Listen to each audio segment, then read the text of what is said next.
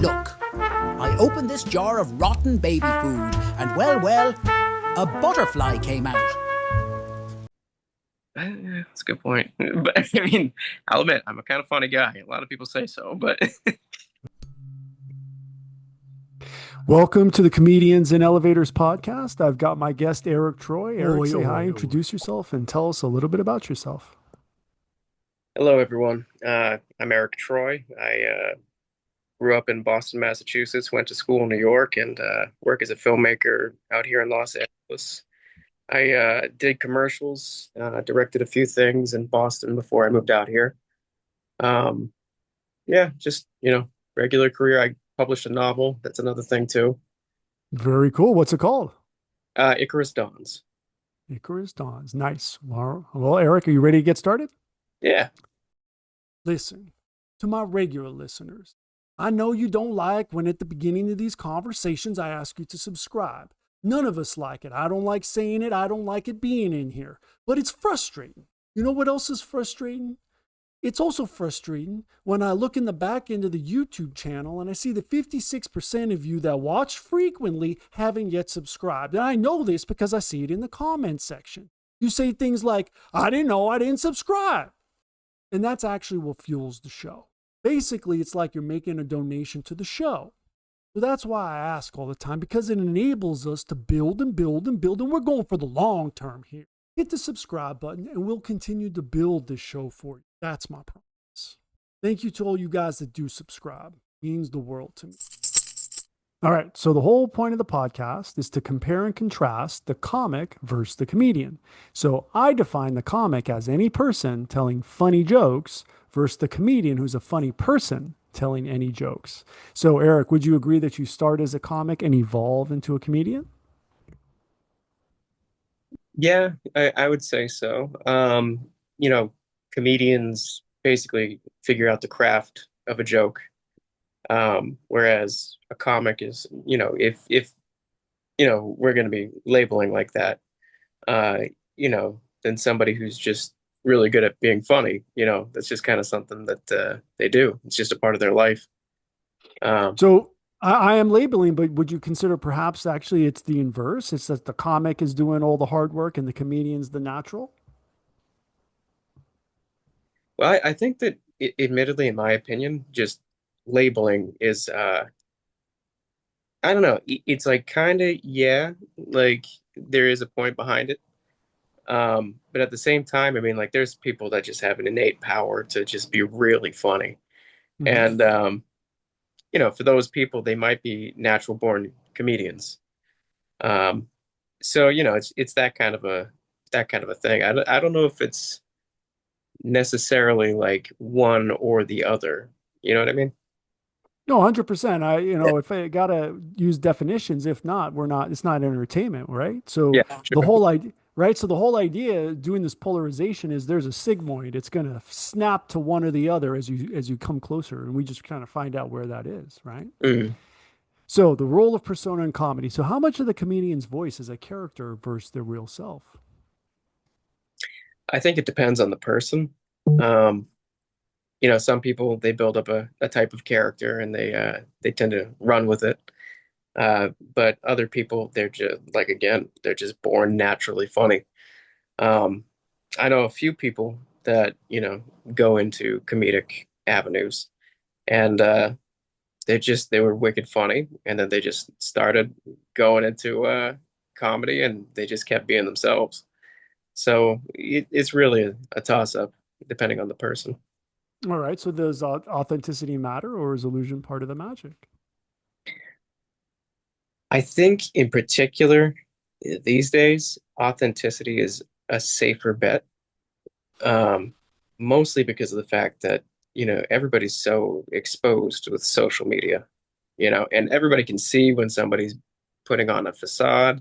And then when they find out that the facade is a facade, some people can be a little bit disheartened by that, So I think it's Wait, the same. who's the disheartened one? By the one putting on the facade?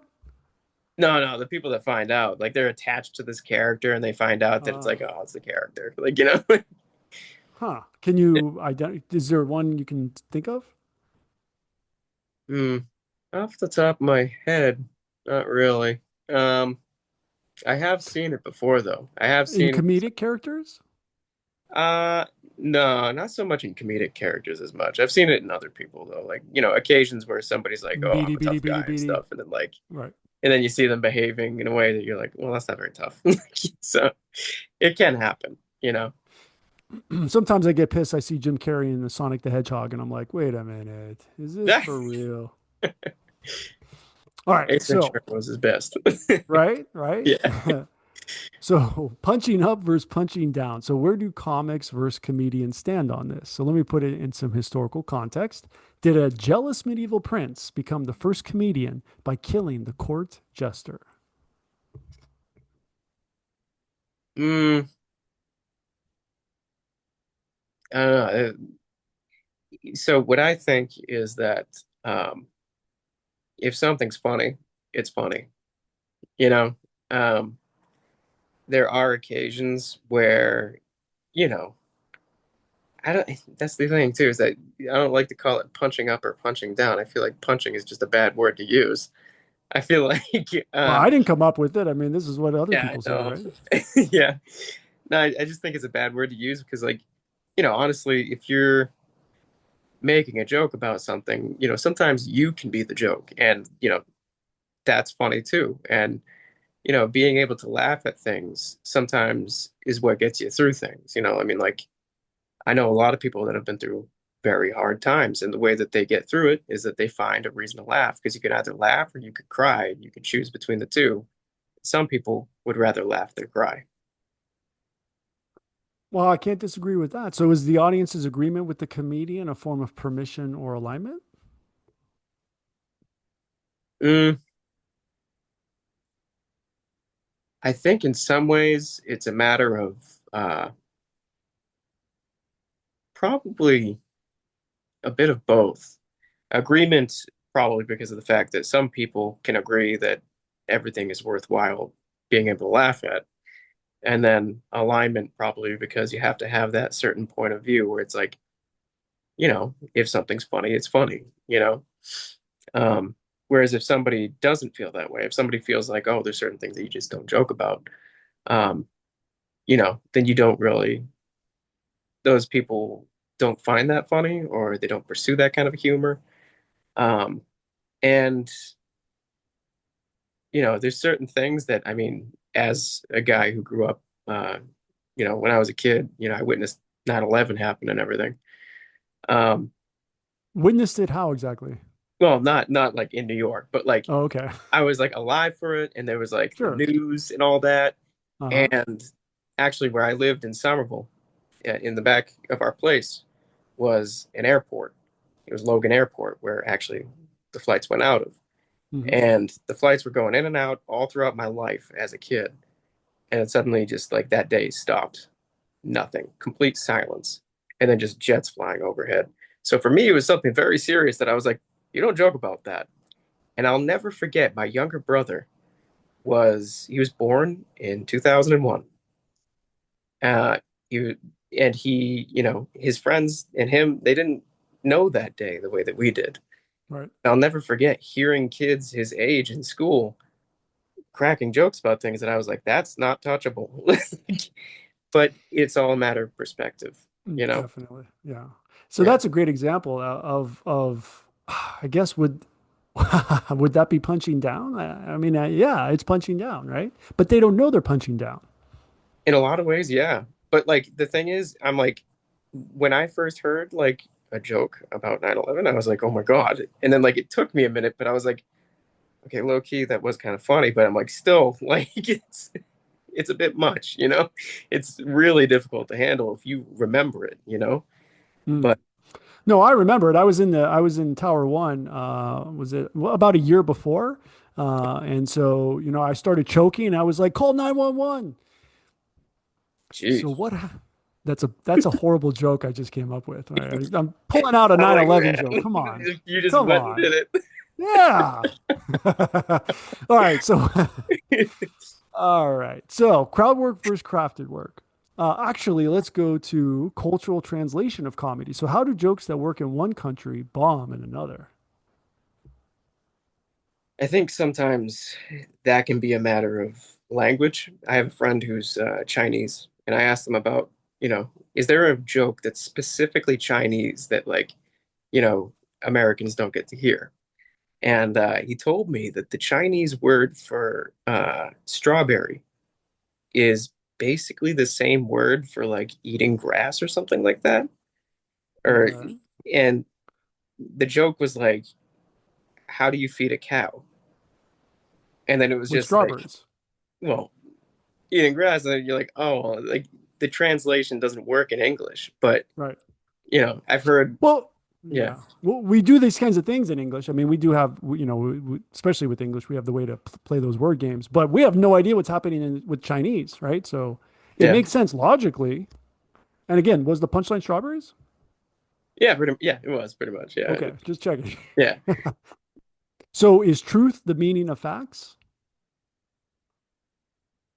Is truth the meaning of facts? Yeah. Um, I don't get exactly what you mean by that. Well, let me put it in other words. Truth plus meaning equals facts. Um,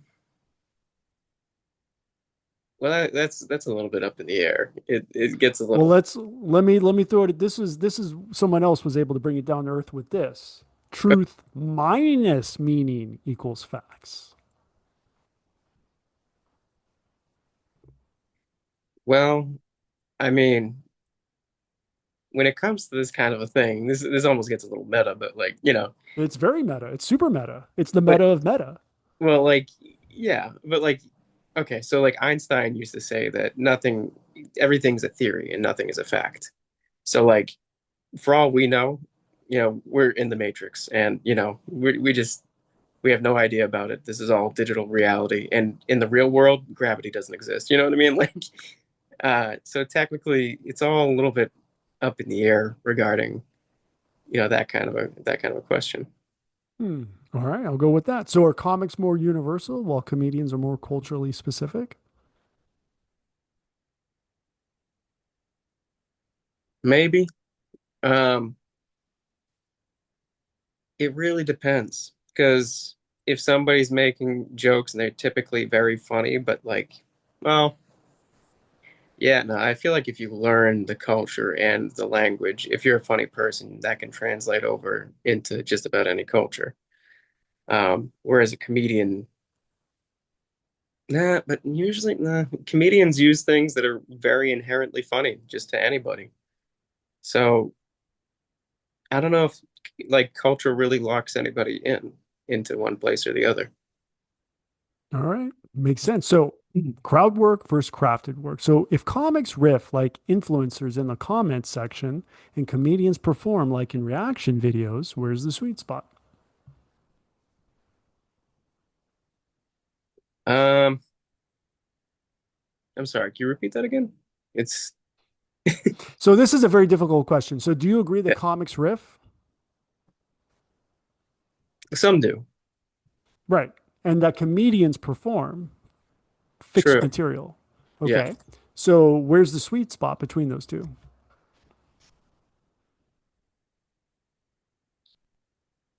Like improv comedy. Like like I don't know, Yeah, like technically.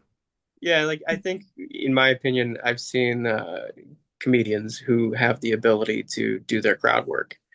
And some who are just like, I'm gonna stick to the script. So, Exactly. if you are able to do crowd work, that's a great talent to have. End of story. And you got to be a funny person to be able to do that. But what if you can't do any written material? All you do is crowd work. Well, then that's very unique. You know, but I guess, for some people, yeah, I guess that could be the case. I mean, like if you're always in your head and you're thinking about like what line you got to say next, whatever, I guess. Um, yeah, I'd say personally that I think that crowd work is very important. I think that you should be a funny person if you're going into the world of comedy because, like, it's something that you just kind of get used to. You get used to being able to make people laugh, you know? Hmm. So what happens when a comic leans too much into crowd work? Um, then they probably honestly, if you're doing that, there's a high chance that you're gonna be able to like you're gonna lose a little bit of the plot, you know? But what if they have no plot, right? What if that's just their whole shtick? That is interesting. I mean, you have to find a way to close it out, like you really do, but it's doable. I mean, anything's really doable when you think about it. So, In this universe, maybe not the other one. yeah, maybe. All right, very important question. Advertising and self promotion. Who advertises themselves more? The comic, the comedian, or the magician? Well, You know that place where you're not conscious and you're not sleeping either? That's your power bill to the electric company. Right here. I want us to be here with free energy, where the Wardenclyffe Tower meets the Eiffel Tower. But that's not where we are.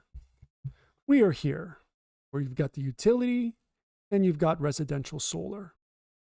Between these two, we know which one saves you money. This is where we can go in the meantime. But this is where I want us to be now, and this can be done now.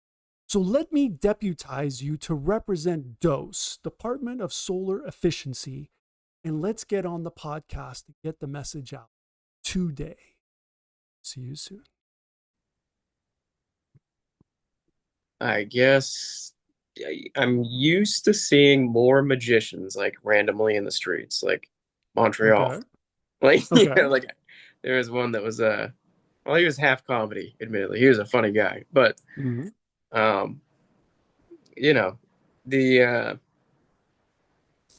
but then again, I mean, like everybody kind of advertises. I mean, like, for myself, you know, uh, writing a book, uh, getting a film made, things like that, they're all very intensive in terms of like you got to put yourself out there no matter who you are. But I mean, obviously, if somebody's just a funny person, I mean, they're not actively looking to advertise, I mean, Well, that's the point. Is there a type that does? a type of comedian. Well, maybe it's the comic.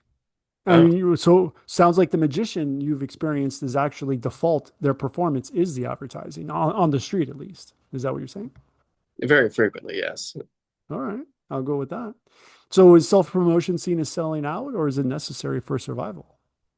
Oh, it's just necessary if you want to do it for a living. I mean, like, it's got to be sustainable. It's got to be something that like you're capable of doing Hmm. uh, long term. So it's either you're pushing it or you're just doing it for fun, which I mean, fine. But I mean, like, if you want to be able to do it consistently, you probably should, put yourself out there a little bit.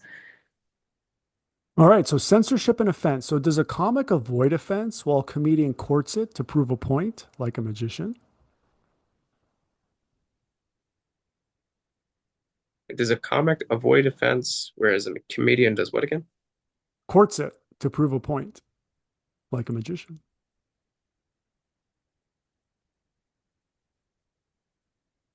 Yeah, usually. That's usually the case. I would say so. So then who survives better in the cancel culture environment? The comic, the comedian, the magician, or the mudslinger? Ironically,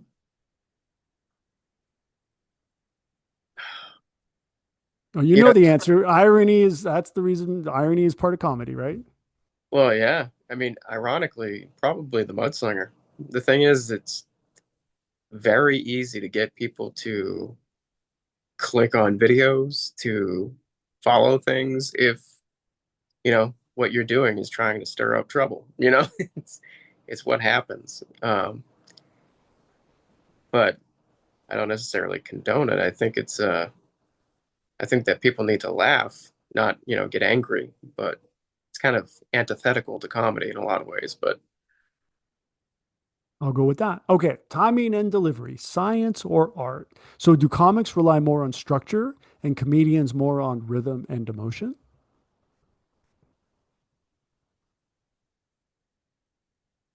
I would say that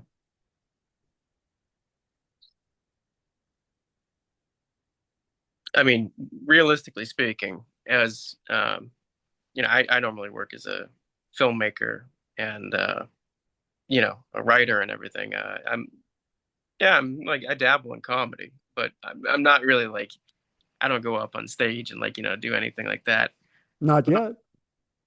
That's a good point. But I mean, I'll admit I'm a kind of funny guy. A lot of people say so, but There you go. um, Just got to take the plunge. Maybe that's the first thing. You put an ice plunge up on stage, and you're like, "This is the first time I'm doing comedy," and you just get in there naked. yeah, I mean, I could give it a shot. It might be fun, Yeah. but so No, that would be authentic. Especially when you step out and you're like, "I didn't know it could get that small." I'm sorry, guys. This is comedy. I'm doing it for the laughs. true, yeah. I'm sorry to go back to your question again. What was it again? It was I don't remember. Let's see. Which one yeah. was it? Oh, we'll just move on to the next one. So, laughter versus applause. So, are comics chasing laughs and comedians chasing applause breaks or a primetime Emmy that validate the message? Yeah, I mean, comedians, it depends on the person. So a lot of people do tend to go for like, oh, like people seem to like this kind of a thing and they accept it and can reel people in, or, sometimes there's other incentives that can exist too. But, ultimately, if you're just a funny person and you're just having a good time and you just like to make people laugh, then yeah, you're choosing the laughs over the applause. Mhm. All right. So, comedy is commentary. So, when does a comedian cross into being a philosopher or a preacher? Um, I think when they take themselves too seriously. Is that when the ego creeps in? Kinda. Yeah, I mean, it's a good way to put it. Like, if somebody, does comedy, you know, their job, if somebody's involved with entertainment, it's called entertainment, you Yeah. know. It's not very entertaining to see somebody be like, and you know what I think, they're gonna be out there on stage and be like, and you know what? I think that traffic lights should be blue and orange instead of red and green. Like nobody cares unless if that somehow becomes really funny, then cool, all right. I mean Well, do you remember the blue dress, gold dress phenomenon in 2012?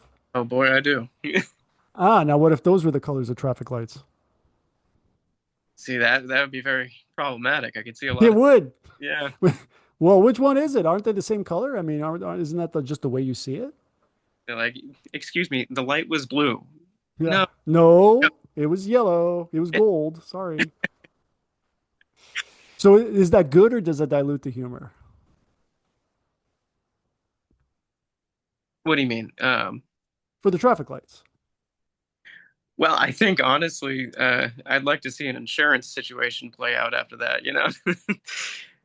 That might bind things up in court a little longer. But Well, what if you've got cameras with evidence? You're like, clearly you can see that this is a gold light. And they're like, can we vote on that? All right. You ready to enter the multiverse, Troy? Eric, Mr. Troy. yes. All right. Board game Zoomcast, play versus performance. If comedy were a board game Zoomcast, are you competing as the colorist, adding tone, mood, and shading, or the Foley artist, building punchlines with soundscapes and timing? Good Lord. Welcome to the multiverse. Yeah. uh, I would say that you know, if I'm participating in a board game on a Zoom cast, That's right. You got to choose your character. God, I don't know. I mean, like, it really depends. I mean, if you're coming in with the punchlines, that's fun. But also, if you got to set the stage too. Well, think of it as a background. Which background would you upload for the video? Would you do the colorist or the Foley artist? Um, Probably, that would be more so the colorist, because Okay. like I said, you got to set the stage. and then you can come in with the punchlines, you know? Ah, I see. Okay. So does comedy work better when it's painted vividly or when it's orchestrated sonically?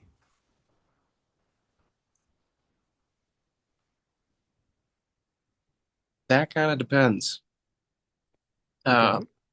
Not only that, but some people prefer one thing over the other.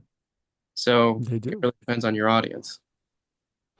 But you are the participant. You have to decide who you are.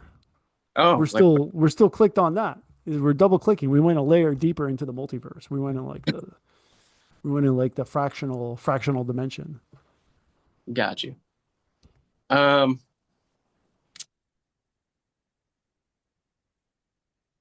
so, Never been in the fractional dimension before, have you? oh, I have not. This is new to me. Uh, Um, so what you're asking is whether or not I would basically go about what exactly? well, well, I guess we'll just keep it objective, right? Do you feel yourself more as a comic or a comedian? Probably more like a comic. Okay. Yeah. There it is. There it is. All right. So, here on the Comedians and Elevators podcast, we have a tradition where the previous guest asks a question for the next guest.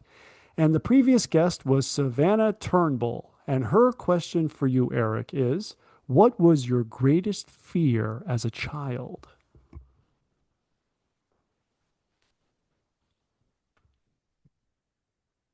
Huh. Ah, man. I know. I said you could ask any question. Actually, yeah. You know what? Creepy old ladies. Okay. For some reason, it was always so much weird. I always tell people, like, if there's like a movie about a witch or something like that, and they're like, Right. trying to do something. For some reason, in my head, it's always like, if it's like Friday the 13th and Jason's after me, I'm like, oh, well, just punch him in the Right. head. But like when it's an old lady, you're like, I don't want to hit you. Like, so it makes it extra scary because you're like, stay away. And she's, coming at you, cackling and everything. I don't know. It's just something that I've So, always thought. okay. So when did you first experience Hansel and Gretel? Oh, I mean, that never really bothered me as much, but Okay. yeah. They There's made a it a little they made it a little comical. say what? The story is a little comical. Would you agree? I I mean, mean, not really, but if you want to kind of imbue. I mean, I don't really know the story that well, admittedly. That's it's basically two little kids are following breadcrumbs to the old witch's house, and she cooks them or tries to cook them Oh, so basically, man, that's more or less Little Red Riding Hood, but as well, but with the wolf. Yeah, wolf. Yeah, yeah, exactly. Yeah, yeah. That's what they're all the same story. They're all around the same they are. character, which is the one you're referring to, right? Yeah. All right, last question. So, legacy. Who gets remembered? Will the comics Tight Five survive time, or will the comedian's cultural point of view be more timeless? Well, timelessness is usually embedded in things that are not presently happening. So they always say that people remember how you feel, not what you told them, how you made them feel, not what you told them. Right. So, you know, I would say that the comic kind of lives on a little bit longer. People always say like, "Oh, your grandfather was hilarious," but a comedian from your grandfather's time is not somebody that you're going to be able to be like, "Oh, yeah, I know that guy," you know? Okay. I Yeah. can see where that comes from. All right. Very cool. Well, Erik, where can everyone find you online? Um, so Instagram's usually my go-to, All right. just at Erik James Troy. Um, but I got a film that I'm doing a Kickstarter for. It's actually a comedy, which is unusual for me, but Oh, it's like an action comedy. It's kind of like I oh, don't know if you've ever seen Hot Fuzz, yeah. but it's kind of like tapping into that kind of a thing, and All it's right. based on a good friend of mine. So I got that Very going. cool. That's Calamita Road, and then if you ever look up my book, it's just Icarus Dawn. It's pretty easy to find. Excellent. Excellent. Well, Erik, Thank you so much for being my guest. And for everyone else, please like and subscribe. And we will see you in the next one. Alrighty. Take care, man.